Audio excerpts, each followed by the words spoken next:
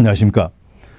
자유경제국가의 주택정책은 크게 두 가지로 분류해서 볼 수 있습니다. 첫째는 기존 주택시장에 대한 개입인데 조닝 및 건축허가, 세금정책, 대출금리와 모기지 이자율을 통해서 주택시장의 흐름과 개발을 조정하는 것. 그리고 둘째는 저소득 시민 또는 보호가 필요한 시민들에 대한 주거정책인데 연방정부의 HUD, Housing and Urban Development가 주정부의 하우징 디파트먼트와 시정부 뉴욕시의 경우는 HPD와 연결되어서 보호 차원의 주택정책과 프로그램들을 진행하고 있습니다.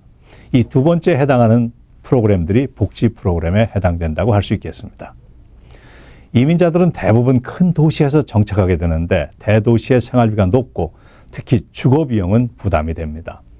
정부는 도시의 저소득 세입자들의 주거를 돕기 위해서 렌트 컨트롤과 렌트 스태빌라이제이션이라고는 규정을 만들어서 집주인이 렌트비를 부당하게 인상하는 것을 방지하고 있는데 뉴욕시의 경우 렌트 컨트롤의 수혜자들은 거의 없다고 해도 과언이 아니지만 약 50%의 세입자들이 렌트 스태빌라이즈된 건물에 거주하고 있습니다. 렌트 컨트롤이 적용되는 건물은 1947년 이전 건축된 것으로 대상자는 1971년 7월 1일부터 거주한 개인이나 가족이며 렌트비는 동결되고 렌트 스태빌라이제이션 된 건물은 1974년 이전 건축된 아파트먼트나 6유닛 이상의 건물로 대상자의 주거 시점은 제약이 없지만 렌트비가 월 2,700불 이상 되거나 세입자의 연수입이 20만 불 이상이 되면 주정부가 정하는 최소의 렌트비 인상 혜택을 더 이상 받지 못하게 됩니다. 세입자가 아파트에 임대계약을 할 때 그 건물이 렌트 스태빌라이즈에 해당되는 건물인지 검색할 수가 있는데 뉴욕시의 경우 인터넷에 그 정보를 제공하고 있습니다. 그 렌트 계약서에 라이더로 렌트 스태빌라이즈 된 것을 명시하는 것이 좋습니다. 렌트 스태빌라이제이션이 해당되지 않는 1974년 이후 개발되는 아파트먼트로 시민들에게 도움을 줄 수 있는 프로그램으로 어포더블 하우징이 있습니다. 어포더블이라고 하는 것은 내 수입의 30% 이하로 주거를 확보할 수 있다는 것을 뜻합니다.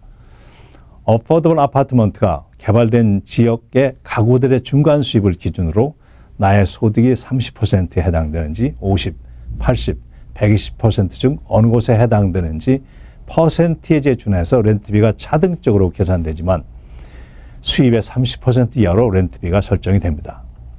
해당 지역의 중간 수입은 각 지역마다 다를 수 있어서 맨하탄의 경우와 뉴욕시의 외곽 지역의 경우에 그 중간 수입에 다르기 때문에 최저와 최고 한계 렌트비 지불의 내역이 다를 수 있다는 것입니다. 어포더블 하우징이 입주 신청서를 발행할 때에 본인의 수입에 해당되는지 보시고 신청하시면 되겠습니다. 어포더블 하우징 외에 저소득 개인이나 가정들은 나이에 관계없이 각 지방정부가 제공하는 퍼블릭 하우징의 혜택을 받을 수 있습니다.